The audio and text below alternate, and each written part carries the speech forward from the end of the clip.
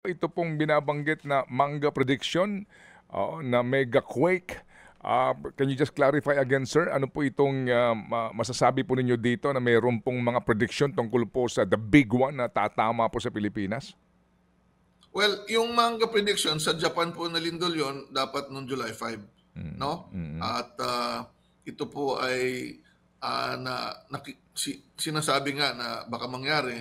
Ang pwede po natin sabihin, wala pa pong scientificong pamamaraan na magsabi exactly ng mm, eksaktong oras, kasama siyempre yung araw, no, yung date, para mm. magsabi tayo na mangyayari yung isang malakas na lindol.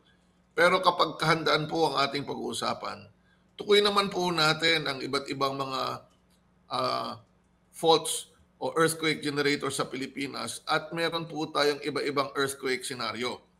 Bawat lugar, bawat rehiyon may iba-ibang earthquake scenario. Sa Metro Manila, ang tinagurian ng earthquake scenario ng mapaminsala ay the big one na posibleng manggaling sa pagkilos ng West Valley Fault o di kaya ay yung Manila Trends. No? At ito po ay ginagamit na senaryo para mapaghandaan ng tama dito sa Kamaynilaan at karatig na probinsya. Para naman sa ibang rehiyon o probinsya ay meron din silang ibang earthquake scenario. So posible naman po na talagang pwede tayong tamaan ng malalakas na lindol. Ang importante lang ay hinahanda natin ang ating sarili, pamilya at ang ating mga gusali at infrastruktura. Pero yung magsasabing mangyayari yan bukas, mahirap pong mapaniwalaan sa ngayon dahil wala pa pong ganong Opo. scientific method.